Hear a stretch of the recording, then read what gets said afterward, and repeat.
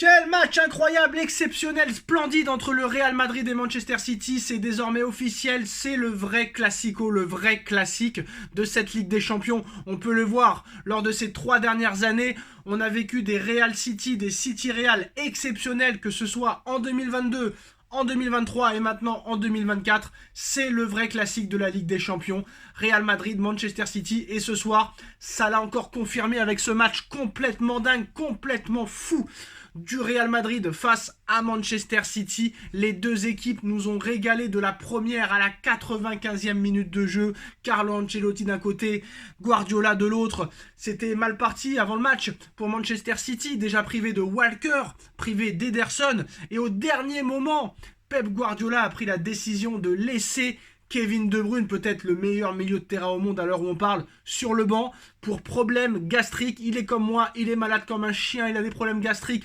Mais le football te redonne cette envie quand tu vois 22 joueurs comme ça, même 25 ou 28 joueurs comme ça. Si tu rajoutes ceux qui sont rentrés comme Modric, 38 ans, qui vient te changer un match comme ça, qui vient changer son équipe, c'est magique, c'est exceptionnel. Il n'y a que dans le foot que tu vois ça. Match incroyable entre le Real Madrid et Manchester City. On va revenir là-dessus.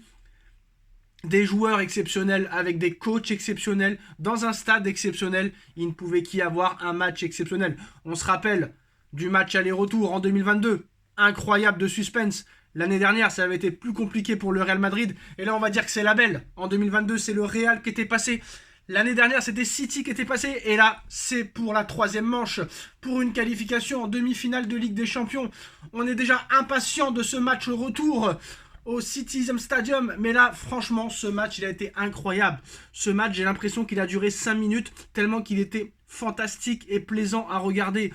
Que des joueurs de haute qualité. Mais pas que. Pas que, on va y revenir. Je vais en crever, je suis désolé.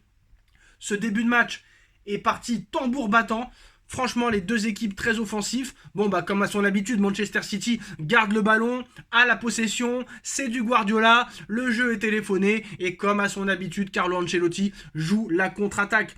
Et ça nous donne un début de match, un premier quart d'heure historique. Historique, ça commence avec un but dès la 2e minute de jeu de Bernardo Silva. Bernardo Silva, toujours là, qui ouvre le score pour Manchester City.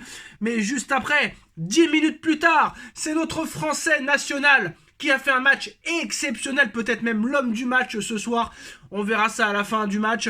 Mais Eduardo Camavinga vient égaliser pour le Real Madrid. Un but partout. Et 2 minutes plus tard après l'égalisation d'Eduardo Camavinga, passe décisive de Vinicius Junior qui a été exceptionnel encore ce soir. Vini, passeur pour son compatriote Rodrigo, qui amène l'avantage au Real Madrid. 2-1.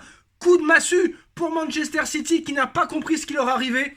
Le Real prend l'avantage à domicile. Et de la 15e à la 45e, et ben là, j'ai été très déçu de Manchester City. Je n'ai pas compris ce qu'a voulu faire Manchester City et surtout Guardiola. Parce que je vais pas dire... Ouais, la première mi-temps pour moi elle est décevante du côté de Manchester City. Même s'ils ouvrent le score dès la 2e minute de jeu, la mi-temps de Manchester City, je ne sais pas ce qu'a voulu faire Pep Guardiola, mais ça puait la peur. Voilà, ça puait la peur, on se cachait, ça puait la crainte. Voilà.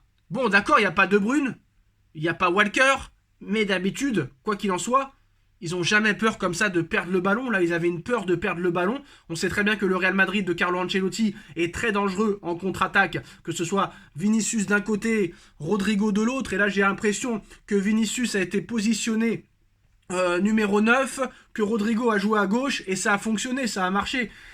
Et je sais pas, City a eu tellement peur de perdre le ballon.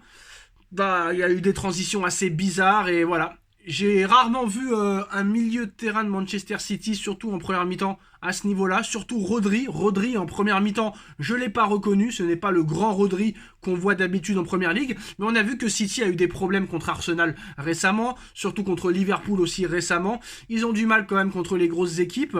Voilà, il y avait pas de personnalité, c'était zéro pour moi. C'était zéro la première mi-temps de Manchester City. Donc là, mi-temps...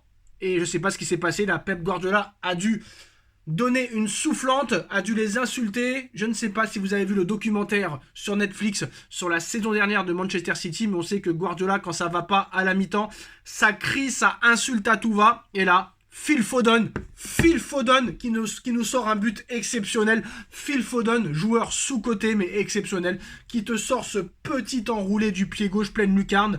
2 buts partout et 4 minutes plus tard, ça ne s'arrête pas. Sur une passe décisive de Jack Grealish, Guardiol qui vient reprendre l'avantage, qui vient redonner l'avantage à Manchester City.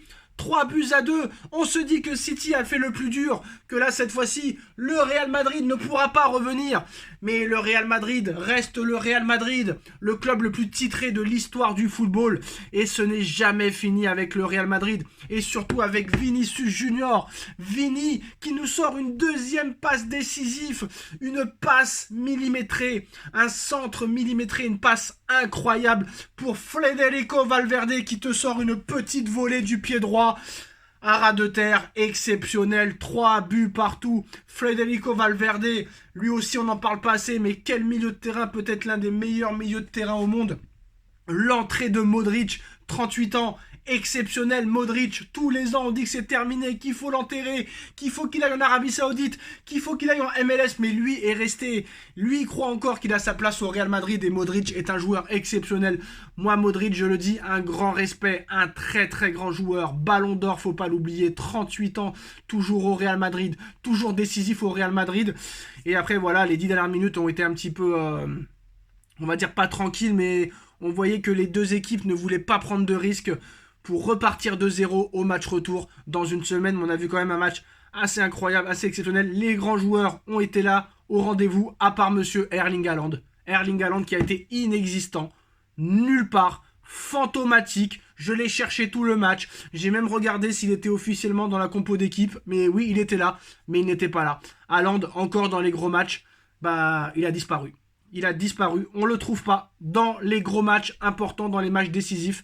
Erling Haaland n'a aucun match référence contre une énorme équipe. C'est la vérité des choses. Le match de Erling Haaland est complètement catastrophique. Il n'y a rien d'autre à dire. Soit dans les duels, dans les prises de balles, son niveau technique, son niveau tactile, les duels aériens. Franchement, c'est pas normal que dans un match comme ça, aussi important, où tu dois être présent, tu dois être décisif, bah, il se débride pas. Franchement, c'est incroyable, je ne comprends pas. Quand je pense que lui voulait montrer à Pérez qu'il avait le niveau lors de ce match-là. Voilà, franchement, je pense que Haaland, peut-être, on l'a vu trop beau qu'il l'était. Moi, celui qui m'a impressionné, honnêtement, c'est Eduardo Camavinga. Eduardo Camavinga, souvent critiqué par les Espagnols, mais aussi par les Français. Eduardo Camavinga a répondu présent. Eduardo Camavinga, ce soir, a été exceptionnel. Honnêtement, remarquable. Et pour moi, honnêtement, on a vu des buts de malade. Franchement, entre Foden et entre Valverde, je ne sais pas qui c'est le plus beau but. Moi, j'ai une petite préférence pour la passe de Vinicius, pour la reprise de Valverde, mais ce match était complètement incroyable. Ce Phil Foden, franchement, on n'en parle pas assez, mais il est assez exceptionnel aussi. Mais j'ai beaucoup aimé ce match.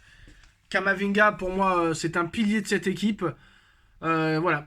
Modric, toujours aussi étincelant, et Modric prouve qu'à n'importe quel âge, si tu crois en toi, si tu travailles, si tu es éduqué, si tu es un homme sain, si tu es un travailleur, si tu donnes tout, tu peux continuer vraiment très clairement à faire de grandes choses, même à un grand âge. Franchement, c'est exceptionnel.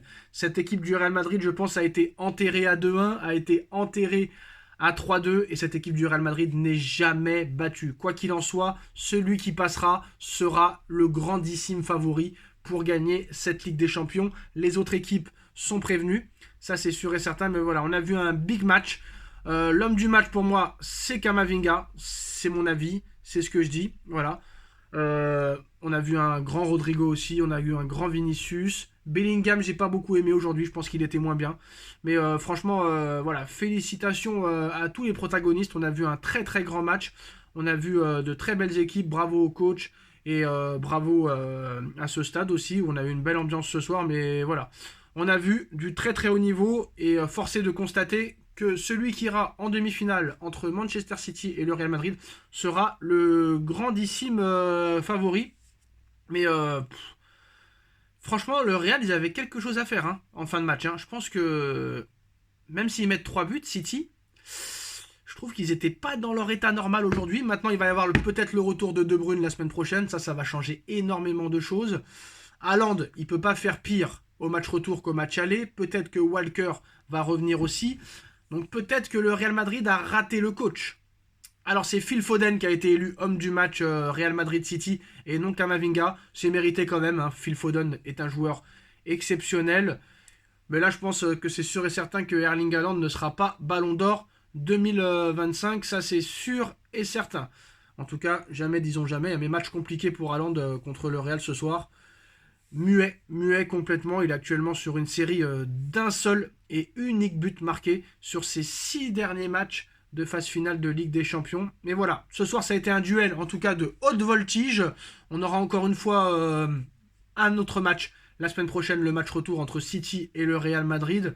Pour moi, les 2 meilleures équipes d'Europe à l'instant T, à l'heure où on parle. Voilà. Franchement, moi j'aurais aimé que ce match ne s'arrête jamais. Franchement, ça fait longtemps que je ne suis pas resté focus sur un match. Du grand spectacle, c'était grandiose.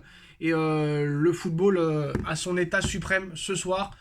3 buts partout entre le Real Madrid et Manchester City. Dites-moi en commentaire ce que vous en pensez. Qui est pour vous l'homme du match, même si c'est Phil Foden qui a été élu homme du match. Est-ce que Camavinga aurait pu l'avoir? Est-ce que Vinicius aurait pu l'avoir? Dites-moi en commentaire et on se retrouve dans quelques minutes sur la chaîne des vidéos de Nono et Sacha. Tchuss.